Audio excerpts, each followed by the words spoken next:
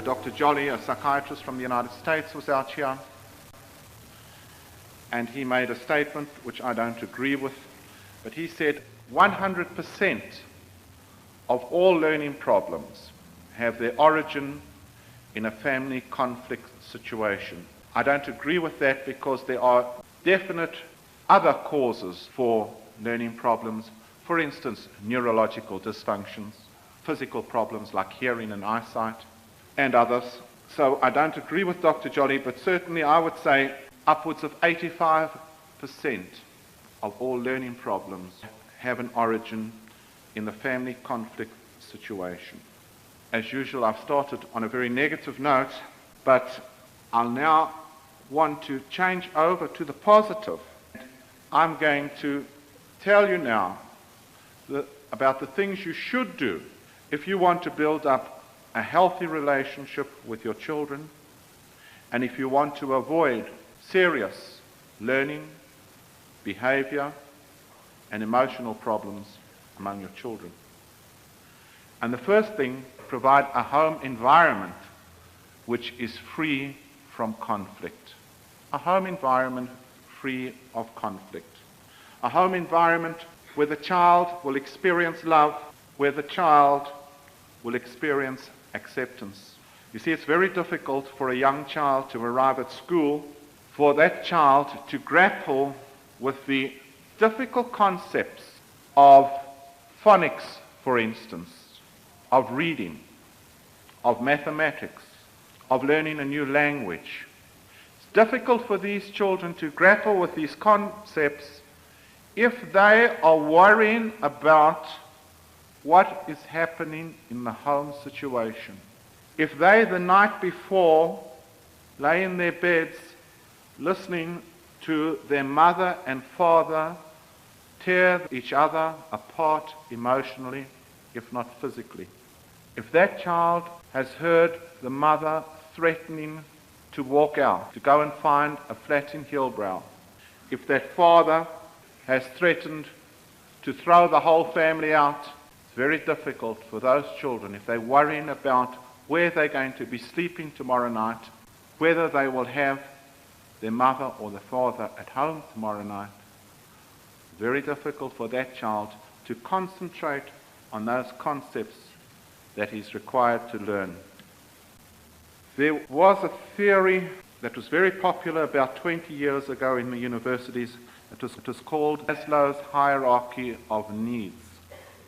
Maslow draws a triangle and he divides that triangle into certain steps, like a step ladder. And at the bottom of that triangle he puts the basic needs that a human being has for food, clothing and shelter. And one rung up, he puts that need for safety. And then a rung above that, that need for love. And then the need for respect. And eventually at the top of this triangle is that need for self-actualization or achievement. And that's where learning comes in. And Maslow's theory is, if you haven't had the lower order needs satisfied, you will never aspire to achieve the higher order needs. And I've found in my 10 years working with problem children that this theory has a definite ring of truth about it. Can you imagine if you had not eaten or had anything to drink today? In other words, if those basic needs of hunger and thirst hadn't been satisfied, do you think you would be here tonight? Not at all. You would be looking for some food or drink tonight. You wouldn't be worrying about these parent-child relationships at all. That wouldn't be a need for you. But can you imagine that child who is abused by one or other or both parents? That child isn't going to be interested in learning. That child has to satisfy that need for safety. Then, if we take this need for security, that's where that conflict situation in the home comes about. If a child is worrying about if the family is going to break up, his security is threatened. And if he hasn't got that need for his security satisfied, it's very unlikely that that child is going to put his attention or be motivated to achieve at school. I must say that even though I found that every serious emotional or behavior problem has its basis in family conflict, I can't say that the opposite is true. In other words, I can't say that every child who comes from a divorced home or a home where there's serious family conflict, I can't say that every one of those children will develop an emotional problem. That's not true at all. That opposite is not true. Some children manage to survive the most bizarre circumstances. Also, don't forget that if there's at least one parent, that mother or that father, who provides these basic needs, that child can survive the conflict situation. And very often, divorce is a relief for a family. Can be a relief. So, I repeat, the first thing I would say, if you want to motivate your children, provide a home environment that is free of conflict, where there's an atmosphere of love and security. Love your children. Whenever a problem child is referred to me, or a child who has a problem is referred to me, one of the first things I ask the parents is, do you love your child? And it's amazing how often parents answer that question in the negative.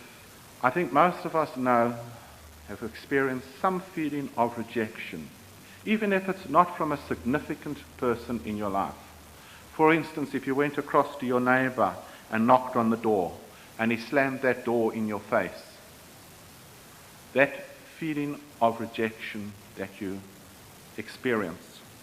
Imagine a child who experiences that feeling of rejection from his or her parents. A lot of research has been done into this question of whether children can experience anxiety. At what age can they experience anxiety? And they found that children can experience anxiety even in the womb. So often, when I ask parents why they don't love their children, the answer comes back, I never really wanted to get married. I fell pregnant before we were married, and I didn't want the child. I didn't want the child's father or the child's mother. And that poor child has been rejected from the womb. And this child has never had its need for love satisfied. Parents give me the most varied reasons for not loving their children. One mother, I think the most ridiculous case I've had, she had a problem with her daughter. She was 17. And I said, so you don't love your child. When did this begin that you started to reject your child? She said, from the time it started crawling. I remember that very clearly. I said, oh, what happened when your child started crawling?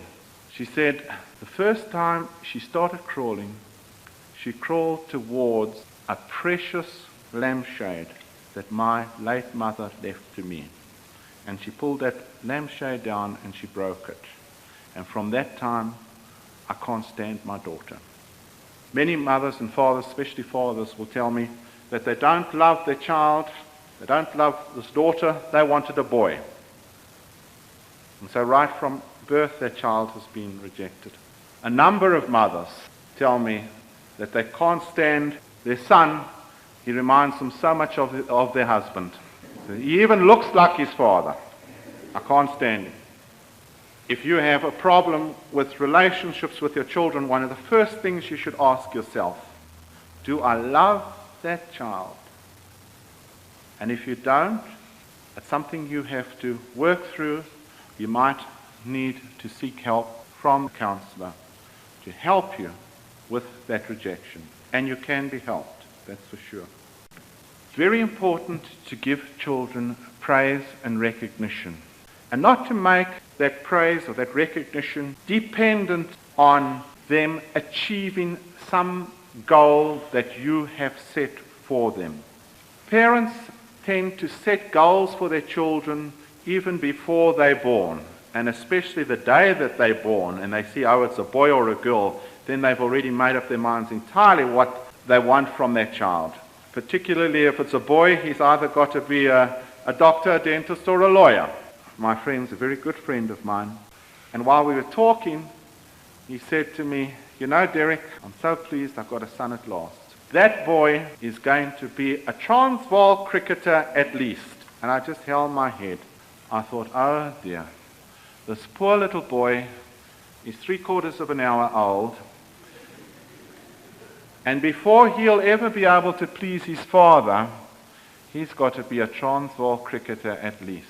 Unfortunately, that little boy, he's about 7 now, and he's the most uncoordinated 7-year-old I've ever seen. It's so important not to set your children's goals for them. If you want to motivate your child, provide the things that I've been telling you about in Maslow's hierarchy. Give them the love, give them the security, give them the respect, give them the safety. They will be motivated. Set an example. Your child will be motivated. Don't set their goals for them. And children soon learn that you are doing the goal setting. And when they learn that, they stop setting the goals for themselves. And they become dependent on their parents' setting of the goals. Otherwise, they reject you altogether. They try and get away from you. I'm very careful with my daughters about, and I've got 2 daughters, one aged 12 now and one aged 10, about not setting their goals. Yet still, they will try and maneuver me into it. I know the night before any exam, my daughter will come to me and they'll say something like this: "Dad, ask me my history." And I ask them their history. And then they say to me, after I've asked them their history, "How much do you think I'll get if I write the exam now?" And I say, "About 60%. And then they always say something like this: "How much do you want me to get?" You see, they're trying to push the responsibility to me. And I always feed the question back to them. "Heather or Jennifer, how much do you want to get for that history test?" And they always give the same reply: "Oh, 100%. I say, "Well then, you've got quite a lot of work to do before tomorrow morning." And they say, "How long do you think I'll have to study, Dad?" I say, "Well, you've only got 8 hours before school. But if I were you, I'd try to get some sleep in. Go for about an hour and a half if you want to get 100%. Even then, you haven't got that much time." Right. And off they go, most enthusiastic. And about 15 minutes later, they come back to me. And they say, "Dad, ask me my history again." I'm a very obliging father. I ask them their history again, you see. And then they say to me, "How much do you think I'll get if I write at the exam now?" I say, "About 63%. And then the eldest one always says, "I'll settle for that." And I'm very happy that she will settle for that. That's her goal. And the next day when she goes to school and she writes that history exam, if she doesn't get 63%, if she gets 55%, she doesn't have to feel she's let me down. She doesn't have to feel ashamed to come home to me and say, "Oh, Dad, I'm sorry. I only got 55%. She's let herself down, and she knows then if she wants to get 65, 70, 90, 100, then she'd better start learning a long time before the next test. And you'll find if you have set your goals for your child, one of the things they'll come up with is what we call achievement anxiety. And they'll go off like a physical wreck to write that exam the next morning. And they'll be taking Synatogen the night before. And if they don't achieve what you expected them to achieve, they'll be hiding the test paper away. Those are the children who hide their homework diaries away, who forward the parent's signature on the report and that sort of thing. Now let your children set their own goals. You motivate them. When they don't achieve what they wanted to achieve, give them encouragement. Don't be negative about it. You know, some parents only see the negative. Child comes home, the proverbial thing, has got 3 out of 10 for a reading test. What does the parent say? "Oh, why did you get 7 things wrong?" They don't say, "I'm glad to see you got 3 things right." They see what the child's got wrong. You say to them, that's nice to see you got 3 things right. How many did you want to get right? Oh, 7, 8. Well, what are you going to go for in the next test? 10. Well, then you better start working early. But how about letting us get to 5 next time? Or 4? Try and encourage them like that. You'll find normally if you haven't set your children's goal and if you've given them the basics of motivation, they will be very realistic about their goals and they will work very hard for their goals. Try and create a positive self-concept for your children. And here, coming back to what I said about the marks, always seeing the negative. Don't always see the negative in your children. Some parents come home from a hard day at the office and they've got teenage children and the hi-fi is going at 10 decibels. And after a hard day at the office, I sympathize with you. It's not easy to take that hi-fi. And so what do parents do? They want that hi-fi turned off. It's justifiable. It's in the lounge. It's in the general living area. Why should you listen to Madonna at 10 decibels? But they attack their children in a negative manner. They will say something like this. You noisy layabout. You noisy brute. Turn that hi-fi off. And immediately you've set a conflict situation for yourself. Otherwise, a child gets a bad report. Oh, you lazy idiot. If you had started working 10 weeks ago, you would have been able to get more. Or the child wants to go out every night and they give them some unmentionable label, especially the girls, you little hussy, whatever. Now, what else can you expect from a lazy child but laziness? What else can you expect from a clumsy child? You clumsy clown. What else can you expect from a clumsy child but clumsiness? What else can you expect but a noisy child but noisiness? And it's the parents that put these labels on the child and then they wonder why the child lives up to these labels. And what you are doing, you're creating a negative self-concept for this child. If you rather give the child positive self-concept messages. You see, it's very difficult, in fact impossible, for the subconscious mind to reject information. The conscious mind accepts or rejects information. It evaluates it. So if I say to one of you sitting there, you don't care about your child. If you really care about your child, you'll say, well, that chap's a bit crazy, or he's something like that. You reject that information, your conscious mind. But your subconscious mind can't. That's why you can dream such wonderful dreams, that you're flying across the ocean or something like that, because your subconscious mind can't reject information. Now, the problem about that is when you are putting negative self-concept messages into your child, they are sticking there in the subconscious. You are building up a negative self-concept. And so the child hears every day, he's lazy, I'm lazy, I'm lazy, I'm lazy. Eventually, that comes to the conscious level. I'm a lazy person. And if you're lazy, you won't be motivated to work.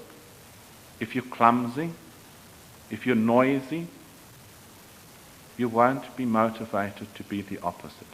So avoid putting those negative self-concepts through to your children. Give them positive self-concept. One of the ways, especially in that discipline situation, is to give I messages, we talk about in psychology, not you messages. When a child is doing something you don't approve of it, don't say you lazy, you noisy brute, you clumsy thing. For instance, let's go back to that scene I described earlier. You come home, you've had a hard day at the office, the hi-fi is on at a level you can't stand. Instead of saying, you noisy brute, turn down that hi-fi, rather say, listen, I've had a hard day at the office. I'm feeling uptight. Please turn down that hi-fi. I can't stand it on so loud. Children, respect that parents also have needs. Be honest about your needs. Express your needs honestly.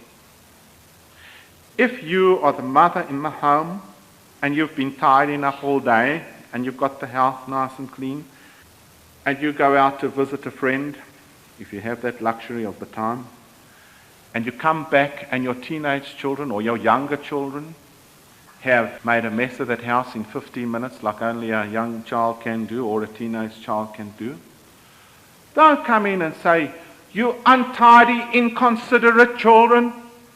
See that you message again. "You untidy children. You inconsiderate girl or boy." Rather give the I message. "Listen, I've been tidying up all day. I've done my share in the house. I'm not going to tidy up this mess again." See, an honest I message, not the you message. I want to mention the importance of a value system. And of course, to an audience like this, where you are connected with the church, you will all have a very clear value system. But I want to emphasize it from the point of view of an educationist. You know, I have mothers, especially of teenage daughters. I don't think a week ever goes past that a mother won't come to me, a single parent. Very difficult situation, a single parent. And they'll come to me and say something like this: "My daughter is giving me a hard time. She's 15 years old and she's now having a relationship with a boy of 23, 24. And I suspect she's sleeping with him." And I say, "Right, I can see that's a very serious position. Tell me about your lifestyle. Are you married? Divorced?" "Oh, I'm divorced."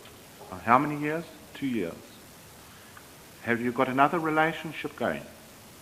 "Yes." "Is it a very serious, steady relationship?" "Oh, yes, I'm living with the man." I say, "Oh. And now you want me to tell your 15-year-old girl that she mustn't live with a man or sleep with a man that she's not married to?" I tell you, a psychologist, an educationist, I'm sure a minister of religion, I don't know who's got the answer for you to tell you how to handle that girl's problem. I don't know the answer to that. You see, if you've got a value system, if you expect something from your children, you've got to set the example. So many single parents then tell me, "Yes, you know, but my daughter's only 15. I'm 35. You can't expect me as an adult to go without sex." I'm not expecting anything from you. I'm not even questioning what's right and what's wrong. I'm just saying, if you, I'm looking at it from a psychologist's point of view and an educationist's point of view, if you are living with another man and you're not married, don't come to me and ask me to tell your daughter that she mustn't go about with a man. You see, it's just like stealing. I mean, it's not right for adults and wrong for teenagers. So many single parents face this critical situation. I can only say that you can't expect a value system from your children that you don't live up to as an adult. It's impossible to expect that from your children. Let's tackle the question of discipline, because I think more parents ask me about discipline problems than anything else. And I'm going to spend some time with discipline. And I'm going to sketch a few scenes, using fictitious names, of course, that I've dealt with. I remember, and this has happened several times, but I remember one case in particular where a parent came to me, referred by the nursery school. This mother had a child of 4 years old, and this child, believe it or not, was a behavior problem. the mother couldn't control the child of 4 years old. I find it very difficult to understand how an adult, and she was a good 5'8" tall, can't control a child of 4 years old. But anyhow, be that as it may, I don't question that. My job is to help people who are having problems with their children. I've got, or I had at that stage anyhow, a machine on a table in my office for testing eyes. It's called a telebinocular machine. It's reasonably expensive. And this little boy, we'll call him Marky, or Mark, he wouldn't stay outside. I wanted to talk to the mother alone, but she was having this problem and he wouldn't stay outside. She asked him to stay outside, but he came right in. I knew already I had a big problem. And I sat down with the mother and I started speaking to her about this Mark. And while the mother and I were busy talking, Mark was busy dismantling my machine. And I was thinking about all these forms I would have to fill in triplicate to explain the destruction of this machine. And I got justifiably anxious. And I looked at the boy, and I looked at the mother, and she got the message. And she made an attempt at disciplining the child. And her attempt went something like this. Marky, darling, please stop playing with the man's machine. And of course, old Marky, darling, he went on destroying my machine. And I looked at the mother again, rather aggressively this time, and she got the message again, and she made a second attempt, which went something like this. Marky, darling, I told you to stop playing with the man's machine. You see, she did what many mothers do, especially mothers. I'm not being sexist here or chauvinistic. Her second attempt, what she did, she raised her voice and she raised the pitch of her voice. And I've seen that scene played out so many times in so many different situations with my neighbors, with my family, my friends, how they go about disciplining their children. And it's always the same thing. They raise that level of their voice and they raise the pitch of the voice. I know some very dear friends of mine, and they are very dear friends of mine.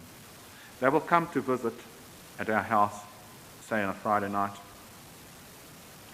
and we're trying to have a civilized conversation. And I believe, at a certain time in the evening, it's time for children to go to bed. And my girls know during the week, Monday to Thursday, 8 o'clock is bedtime, and they just know when that clock strikes 8, they go to bed. My friend with her child, which I will call Teresa, doesn't seem to know that.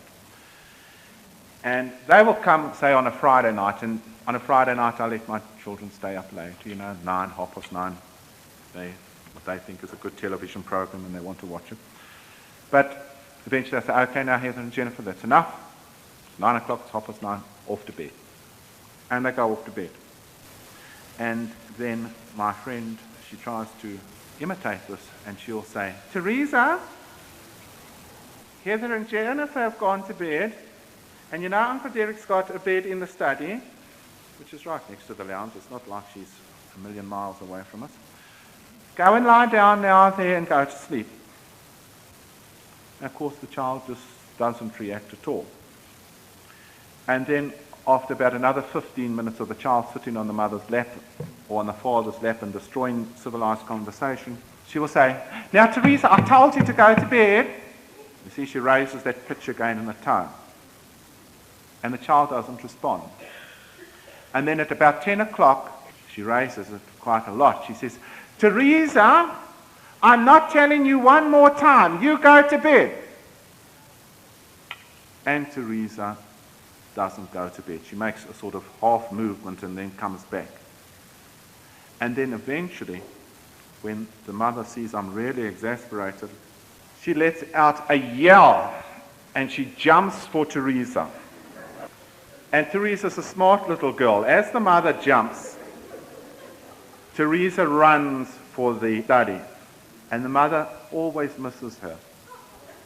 Although sometimes once the mother grabbed her, and by that time the mother's in such a temper that she smacks her across the face or something undignified like that, you see. And then the child goes to bed. And it's not because the mother screamed or shouted that the child reacted with what she requested. It's because the mother took action. She jumped up and went for Teresa. And this is what the child looks for.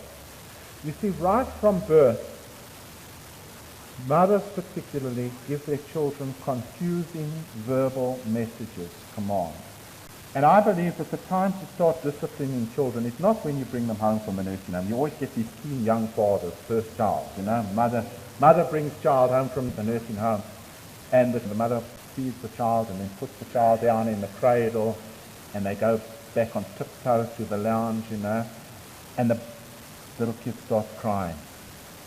And the mother jumps up, wants to go and help the child, but you keen father says, "No, my dear, we are not going to spoil that child. We're not going to give in." And that's crazy, of course. You're not going to achieve anything. A child that cries, that age, there's something wrong, needs some sort of comfort. That isn't when you start discipline. I believe discipline starts when the child starts crawling. Why when the child starts crawling? Because if you don't start with discipline, then your home will be destroyed.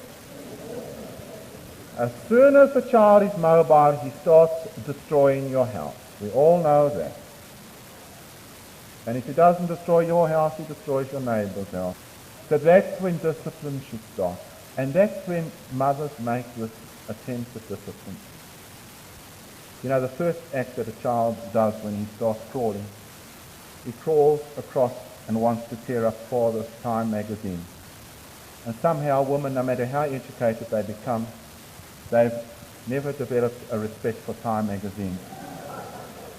And the child crawls for father's Time magazine, and the mother says, "Oh, Marky, please don't tear Daddy's Time magazine." Of course, the child tears it up. The mother's not really interested in. So she says, "Oh, darling, Marky saw your Time magazine." And of course, as the child gets older, he gets more of these confusing messages. She wants him later to take a ridiculous example. "Take this cup to the kitchen. Marky, please take this cup to the kitchen." Marky says, "No, I'm watching television." But she leaves it like that, you see. So Marky doesn't know. When mother says, "Do this," and he doesn't do it, nothing happens. Or she says, "Don't do this," and he does it, and nothing happens. So now he doesn't know. What does mother mean when she says do or don't? I don't know. I don't know what she's getting at. Confused. Justifiably confused. So he has to look for another cue. And the child subconsciously looks for that body language because you tell so much by your body.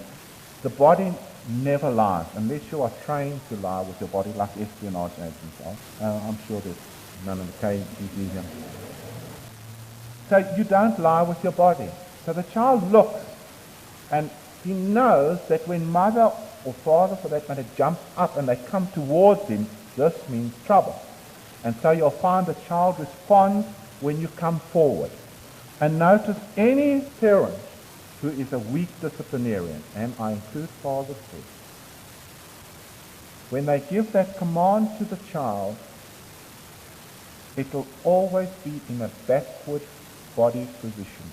So that mother will say, "Marky, please don't do that." That's really a psychological cop-out, you see. You're not prepared to take action. The child waits for you to come forward. So the lesson to learn from that is when you give a command, and you shouldn't be giving commands all day. There should only be 4 or 5 commands in a day that you have to give a child.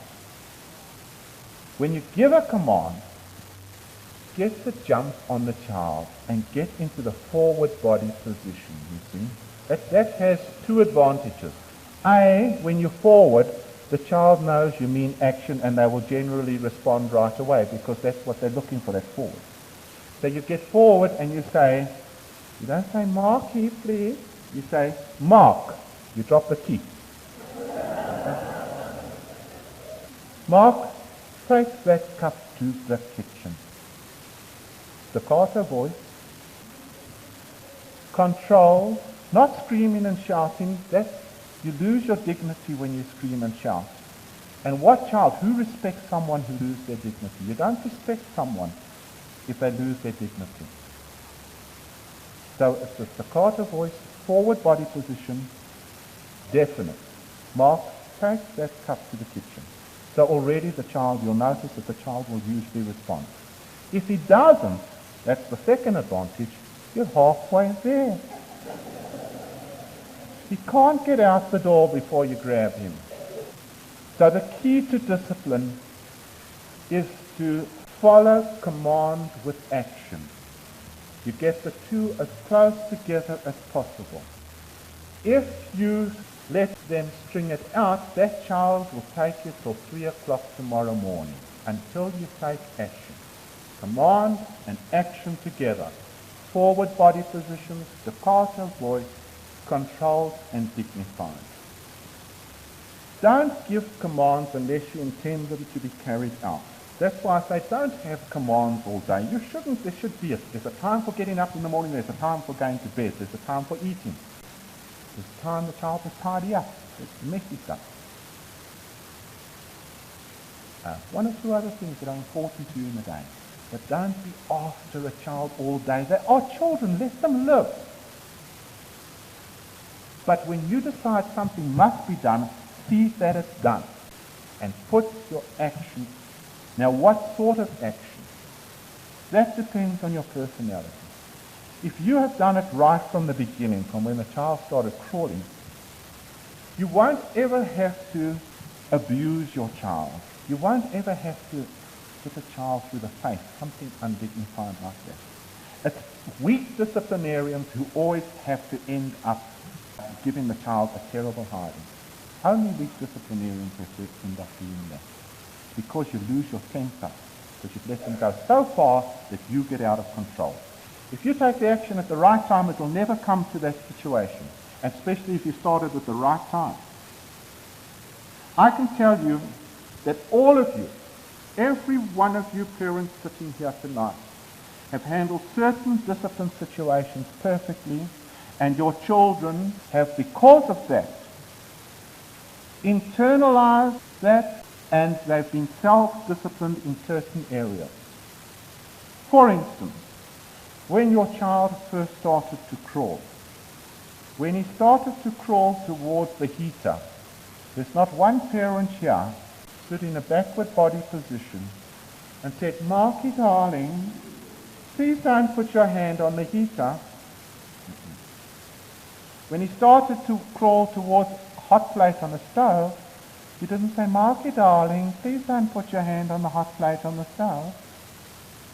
Or if he went through the swimming pool gate or across a main road, how did you handle that situation? You didn't even talk, most probably. You jumped up and you said, "Heater, no, no.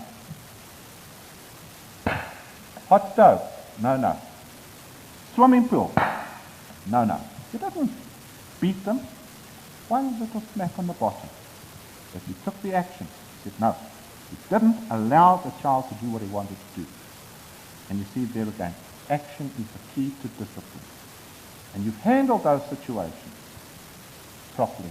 And that's how you ought to handle it. If even that's happened, I respect your opinion, then take action. It might be taking the child to his room, might be isolating the child for 15 minutes, might be deducting pocket money.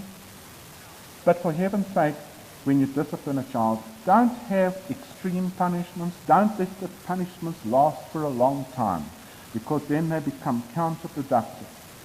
For instance, when parents, a child 6, 7 years old, giving them hassles at 5 o'clock in the night, and they send them to bed, sometimes without their supper. Send them to bed. By 5:30, that child has forgotten what he ever did wrong. One of my friends the other day, she said, "Did I handle the situation properly? My son was jumping into the swimming pool and he kept on jumping onto the surfboard, and he's broken 2 surfboards before. You know, these polystyrene surfboards. And it's also dangerous. He could hit him head on the pool, and I agree with her. So I took the surfboard away and I banned swimming for 3 weeks. Now you see, she had hassles for 3 weeks, resentment for 3 weeks. That child forgot after 2 days what he was punished for, and now there was this resentment. If she had banned him from swimming for half an hour, that's effective. And you don't build up a bad relationship between you and your child. I know with my 2 daughters, I don't know if you find the same, about 7:30, they start becoming irritable in the evening. And you know, Jennifer will accidentally kick Heather in the face. They're lying on the lounge floor watching TV. And the other one will accidentally respond by pinching her. And I can see troubles coming. Now, I know if you'd read the literature, psychology books, most of the authorities say never interfere with sibling rivalry until blood is drawn. And I agree with that, but myself, I haven't got the patience to wait for the blood to flow. I get in early, and I say, right, you two, I can see where this is going to lead. For the next 15 minutes, zero communication. Now, my 2 children know what that means. It means they're not allowed to talk to each other, they're not allowed to look at each other, they're not allowed to accidentally bump each other, they're not allowed to annoy each other with certain sounds like You know how children go with. It's zero communication. I want to tell you, after 15 minutes, those 2 girls are madly in love with each other again. Make punishment of short duration. Might be taking them to the room, might be deducting pocket money, 50% of pocket money once. When you deduct pocket money for 6 months, counterproductive. Have empathy for your children. I think empathy is the most important human quality, whether it's between husband and wife, whether it's between parent and child, between employee and employer. Empathy is the most important quality in human relationships. Empathy is that quality where you see the problem from the other person's point of view, where you put yourself in the shoes of the other person. And I'll give you a few examples to illustrate that. For instance, if your teenage daughter of 15 has been going out with this wonderful fellow for the last 6 months, let's call him Jeffrey, and she's madly in love, like all 15-year-old girls get in their first romance. And she thinks there's never going to be another love for her. There's no one like Jeffrey. She will never love again. And she's making all sorts of plans about what sort of wedding dress she will wear and what the color scheme of her kitchen will be. You know, men here will know what I'm talking about, how women talk about their future homes. And she's over the moon. And all of a sudden, Jeffrey finds another girl. And he drops her. And she comes home hysterical to her parents, like only a 15-year-old can be, and a 25-year-old girl, and a 35-year-old girl. And she's hysterical, and she comes to her parents now for help. And ironically, the parents want to help her. And they do a good thing. They draw on their experience, which you should do to help a child, because most of us have faced virtually every situation by the time we're around about 30, 40. And you draw on your experience, but unfortunately parents so often go about it the wrong way. They don't empathize. They want to help the child, and they say to this girl something like this: "Oh, never mind, there are plenty other fish in the sea." And just at that moment, there are no other fish in the sea for that girl. She only wants Jeffrey. And so you haven't helped this girl. And she runs from the room, and she slams the door, and she lies on her bed, and she sobs and sobs. And then the parents say, I don't understand teenagers. That's what they mean by the generation gap. No, it's not a generation gap, it's a communication gap. If you handled it in an empathic way, put yourself in those shoes because you've experienced these sort of things yourself. If you rather went to that girl and you said, I'm so sad to hear that Jeffrey has dropped you. It's a terrible thing when you're madly in love and a boy drops you. I know how you feel. I remember when I was 15, 16, I was going out with this handsome fella, captain of the cricket team. And I thought, oh my goodness, there's never going to be another love for me. I thought this was the only boy in the world. And I was making plans about how we would get married one day. And then all of a sudden he dropped me for this girl with skinny legs, you know. He dropped me. And I remember how terrible I felt. And now this girl says, gee, my mom, my dad, they understand me. They know how I feel inside. And so they listen to you now. And you can say, you know, I remember for about 3 or 4 months, I was so miserable. I even thought about suicide. That's how bad it was. I thought I didn't want to live anymore. And now you never leave the child in the negative. Now you take them to the positive. And you say, you know, about 5, 6 months later, I met this other fella, captain of the rugby team.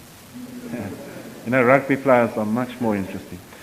And I tell you, we fell more madly in love than Jeffrey and I ever did. And we had a wonderful time together. And now this girl says, gee, my mom understands the problem. And she sees that light at the end of the tunnel. And now she will go with you to the positive. And that is empathy. And you can do this at any age. A child who, at 2 years old, pops his balloon. For a child, that is a crisis. For a child, that is a problem. And how do parents handle that situation? Oh, for goodness sake, never mind. What's a balloon? Here's a soccer ball. Go play with a soccer ball. And the child says, I want a soccer ball. You say, well, play with your rocking horse. I don't want to play with my rocking horse. I'll take you to Mauritius. I don't want to go to Mauritius. And you can bargain with a young child as much as you like. They won't listen to you. Until you empathize with them. Shows that you understand their problem. I soon learned when I was a young father, although I married quite late, I was 28 when I got married, to empathize with my daughters with their problems. You know, especially that balloon story. You know, I don't know. Mothers, they're very sadistic. They know balloons pop, but every birthday party I've ever heard of, when the children leave, the mothers give each child a balloon. And they know it's going to pop. And they do it, I believe, because they want to punish the other mothers for the mess the children have made in their house.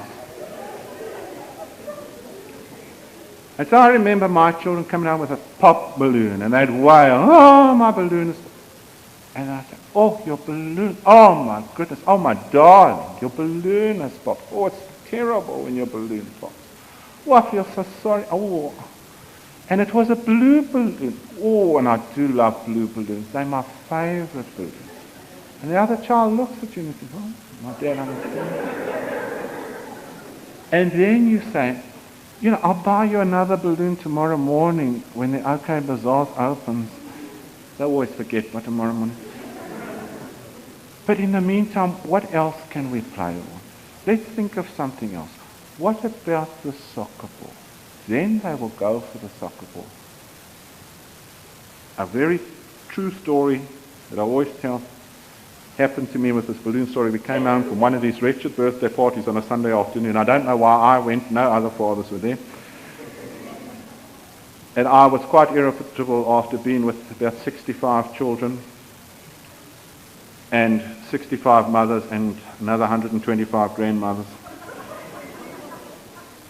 And I came home at about 5 o'clock on Sunday afternoon, and I got out the car, and my daughter got out with this balloon, and I wanted to get something out the boot, and she followed me around to the boot, and she put her balloon on the hot exhaust pipe of the car, and bang went the balloon. And I thought, bang goes my Sunday evening as well. And my daughter started to wail, and she said, oh, my balloon has popped. And I just wasn't in the mood for empathizing. She was about 3 years old at the time. And I started clowning. I just imitated. I said, whoa, your balloon has popped. And she said, whoa, my balloon has popped. And I said, whoa, your balloon has popped. Now, I didn't realize it, but I was actually empathizing with her. She thought I was really crying. And just then I dropped something on the ground, and I bent down to pick it up. And my little 3-year-old, she put her hand on my head, and she said, never mind, Dad, it's only a balloon.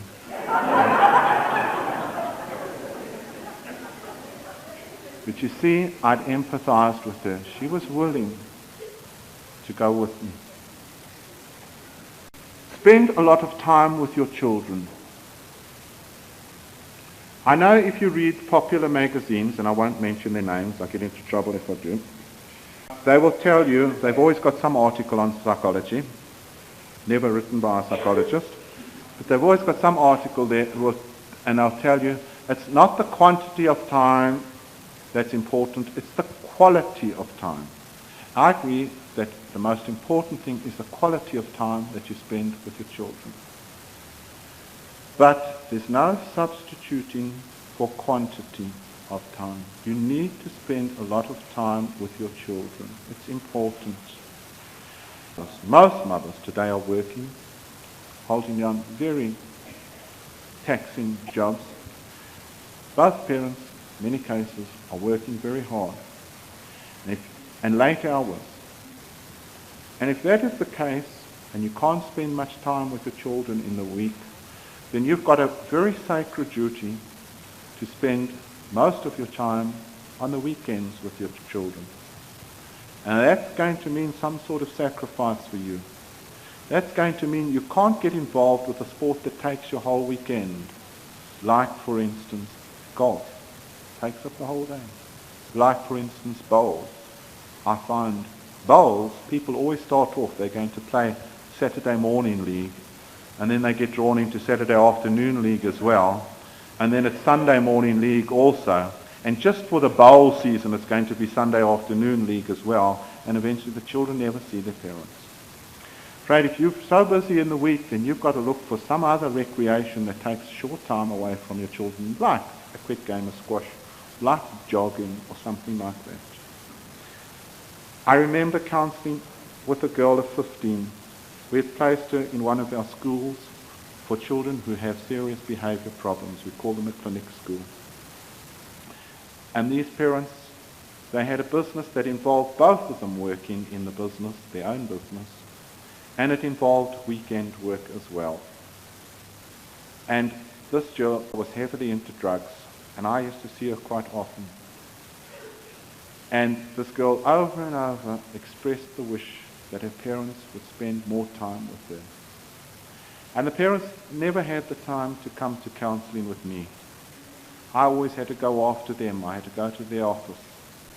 And so often I said to them, you know, all your daughter wants from you is your time. But Mr. Jackson, we give her everything. She's got a beautiful house, she's got this, she's got that. And I said, that's not what she wants. She wants your time. They never listened to me, and one day I said to them, what are you going to do with all this money? Because they had a magnificent house, they each had a magnificent car. Why are you working hard? What are you doing with all the money? And I said, when our two children, son and a daughter, get married, we want to give them each a magnificent house for a wedding present. And I said, you know, that's not what they're looking for. Anyhow, I went away for the Christmas holidays down to the coast. And when I came back, I found a hurriedly scribbled note under the door of the office at the entrance. And it was from this girl, and I could see from the handwriting that she was very disturbed. And it had been written, the date was on it, about a week before. She'd asked if I could see her. I didn't even go into my office. I went straight to her house to be met by the mother, who told me that this girl had committed suicide a few days before. And I often wonder what those parents did with her share of the money. Did they buy that son 2 houses? It's a question of priorities. You've got to decide which is more important. The making of the money, or the golf course, the bowls field, or whether it's your children.